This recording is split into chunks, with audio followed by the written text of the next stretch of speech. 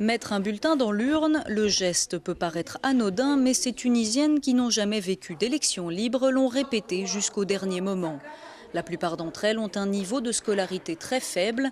Le but de ces ateliers menés dans tout le pays ces derniers mois, faire en sorte que leur voix ne soit pas oubliée.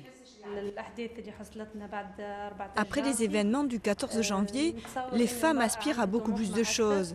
Étant donné que la femme est moderne et qu'elle mérite des postes de haut rang, il n'y a aucun problème à ce qu'elle soit présidente de la République. La parité et une alternance homme-femme à l'intérieur des listes sont imposées par la loi électorale, des mesures inédites dans le monde arabo-musulman. Pourtant, seuls 7% des têtes de liste qui se présentent sont des femmes. Alors sur le marché de l'Ariana, dans la banlieue de Tunis, ces militantes font campagne jusqu'au bout pour mettre en valeur les candidates. C'est à nous, femmes, d'aller de l'avant, de nous battre, de nous impliquer, de dire je suis là et j'ai envie de faire parvenir ma voix.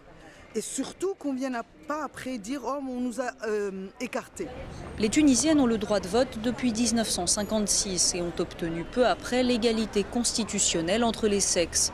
Des acquis majeurs qu'elles sont déterminées à défendre et que certains sentent menacés par la percée attendue des islamistes aux élections. Je n'ai rien contre le voile, hein. Les gens sont libres de faire ce qu'ils veulent.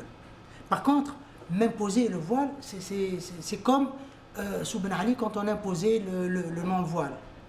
La question du statut des femmes sera au centre des discussions entre les 217 membres de l'Assemblée constituante lors de la rédaction de la nouvelle constitution. Des débats houleux en perspective, les Tunisiennes les suivront de très près.